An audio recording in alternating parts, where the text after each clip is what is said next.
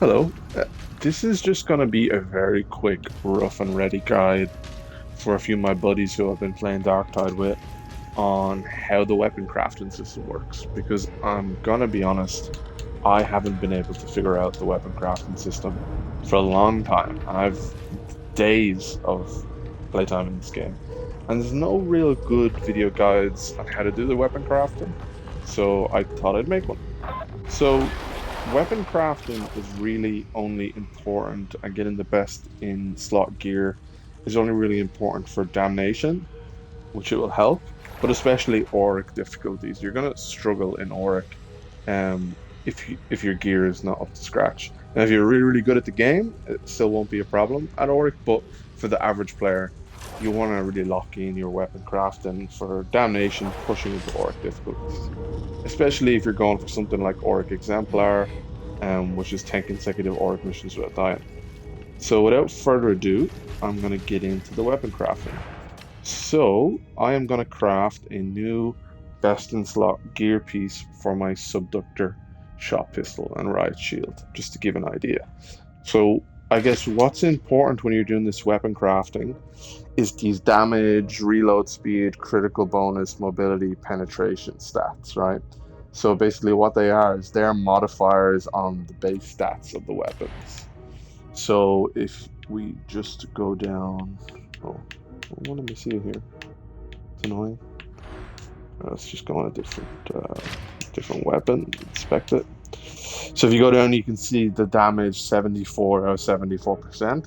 So the denominator, that's the number below the dash, is essentially what the damage modifier will be at 500 power, which is the max power of empowerment after you've maxed out the mastery. And similarly, 77 out of 77. So these essentially put modifiers on the base stats of the weapon. So for example, this 74 increases the light and heavy attack damage by 74%. So what you'll see a lot of times is people will talk about a dump stat. So a dump stat is having one of the stats have 60% as the denominator on the fraction. So on this weapon, that would be 60 out of 60. And most people usually use mobility as a dump stat. So it'll kind of make more sense once I actually do it. But essentially, if you have one of the stats be 60%, then all of the other stats will be maximum at 80% modification. So that's called a dump stat. So for our weapon, we want mobility to be the dump stat. So you can currently see that mobility on this weapon is 75 out of 75, and damage is only 65 out of 65. So we want the denominator of that mobility to be 60%. So that's the bottom number in the fraction. And so that is what a dump stat is. So we're basically going to roll this weapon randomly with brunt until we get the dump stat.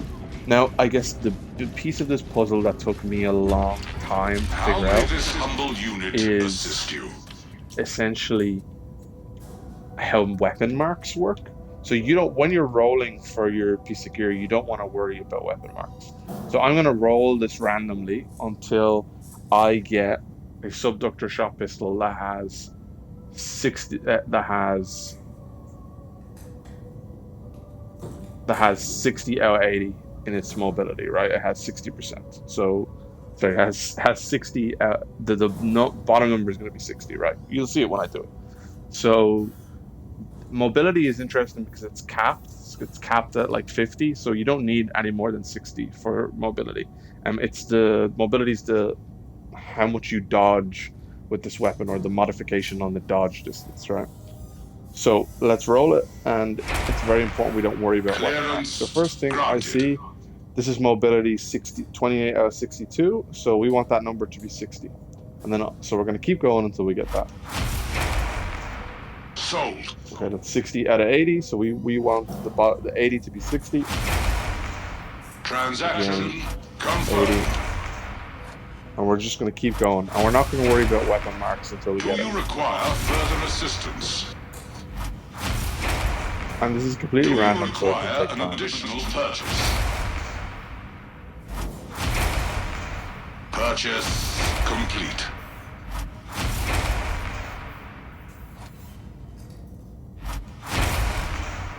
Can I assist you further?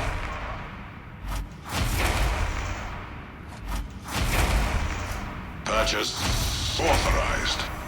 So once you have a lot of currency built up, this isn't really a Is there problem to anything do. more? Again, this is just for endgame gear. I probably could have gone with the 62, which was the first one we rolled, Processing. but we're going to go for it anyway for the purpose of this guide. We're going to get the perfect mobility at 60. Completed.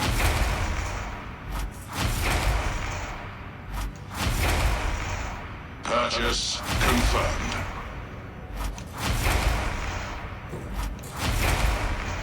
Transaction complete. So we're still just waiting to get that mobility to the denominator being 60. Okay, there it is. Transaction approved. So that's the perfect roll for this weapon in terms of my build. So just to let you know what build I'm using, I am using Fatherly Figures Execution Order Nuncio Aquila Arvides build on Games Lantern. I'll put the build in the description. So that build calls for weapons with this stats, i.e., so we're not looking at the first number, the second numbers. The maximum damage potential is 80% modification, 80% for reload speed, 80% for critical bonus, 80% for penetration, and 60% for mobility, because mobility is capped at 50% modification. So this is the perfect roll. So now we have the perfect roll weapon that we want. And it only costs us about 100k to roll for it. So this is the god roll for this weapon, for the build that I'm using. So now we got to go find it in the inventory, which is a bit troublesome sometimes. Where is it? Should be maybe the last one.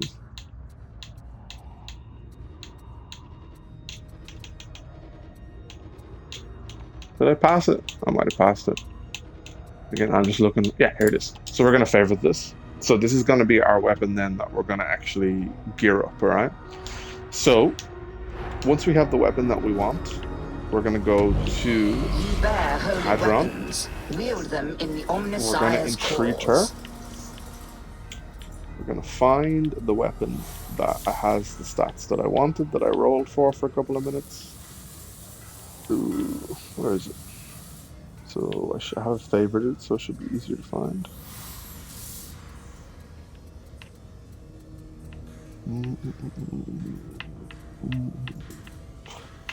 There it is.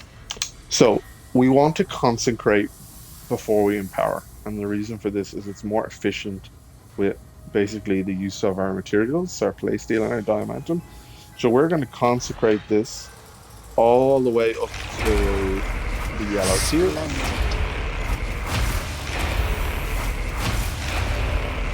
And what do we have here? And then we can empower it. So we're going to empower it up to 500.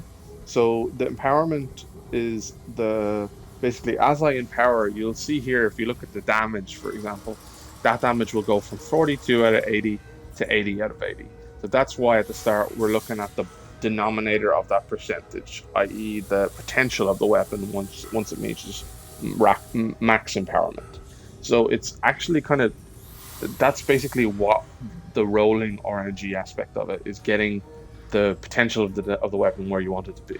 So it's actually a little bit, there's a bit of that's the look element of it. So now we empower. So I'm just going to hold down and empower this weapon. And empowerment is actually limited by your mastery level of the weapon. So that's just from using the weapon. You'll unlock the highest level mastery. It is done. There it is. And we got the stats we want. So I'll just show you exactly what empowerment is limited by. Empowerment is limited by your masteries, which are here. So you can see I've already got this one to 500. So that's why I'm able to empower all the way to 500 rating on the weapon. So we're going to go back to the shrine, and we are going to equip the perks, the blessing, and the refinements that this build calls for. Where's it gone? Here it is. No, that's my old one. Yeah, here it is. So I'm going to re-bless, and on my blessing I'm going to add full bore and fire frenzy, because that's what Fatherly Figures build calls for.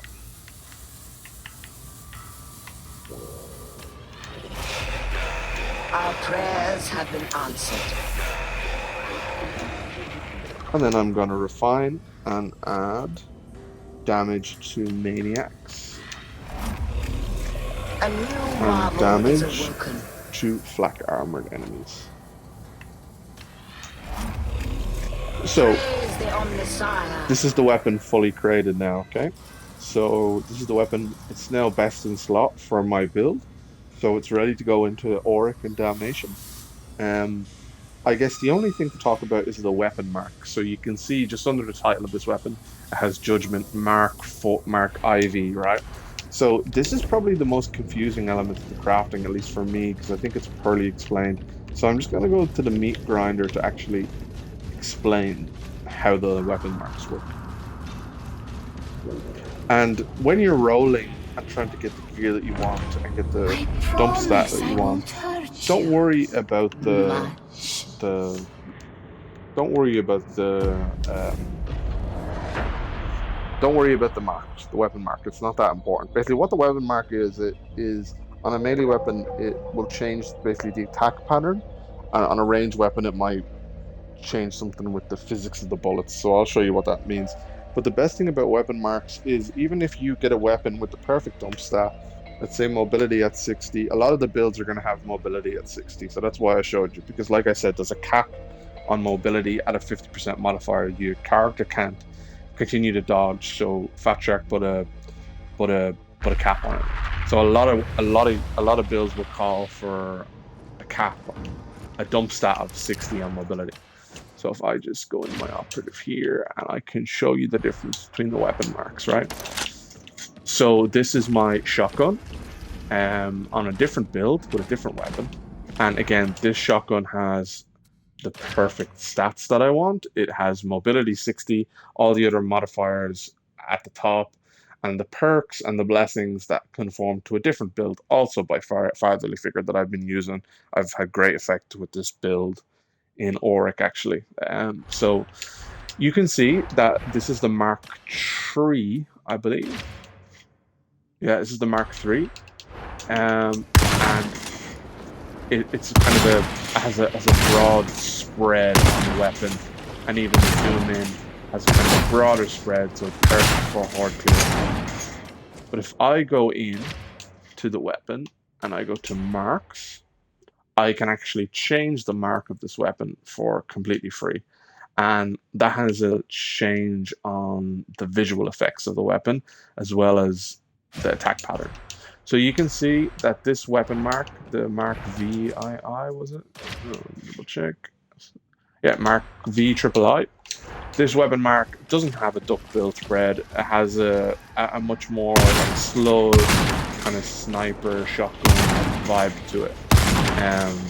And then again, the special attack Flam Fire, which is the same on both weapon marks. So when you're rolling for your gear, don't worry about weapon marks. Don't worry about perks. Don't worry about blessings. When you're rolling for your gear to get the best in slot, look for the dump stat that your build requires. So most builds, it's going to be a dump stat of 60, so you can have maximum 80 out of 80. And then what you want to do is empower. So you want to consecrate to yellow and then empower. And that's basically it. It took me a long time to figure this out. The most efficient way to get gear to best in slot, to get endgame gear, because there's just no good videos on it, to be quite honest. So I wanted to make one myself, and it's going to be very low editing quality. This is just for the crack. So if you want to see the builds that I have on both of my slots here, this is best in slot weapons, talents, max mastery, and Fatherly Figure on gameslantern.com is the guy who made these builds. So credit to him. These are great builds for the RBDs, especially this one, the Castigator RBDs. I've had a lot of success with this on Auric, and getting into my first Auric game. So yeah, props to him. And yeah, quick shout out to the Ultramarine server, who I'm making this video for. This is just for a couple of my buddies I've been playing Darktide with that are trying to figure out the gear system. So yeah, thanks a million. Hope you guys found that informative.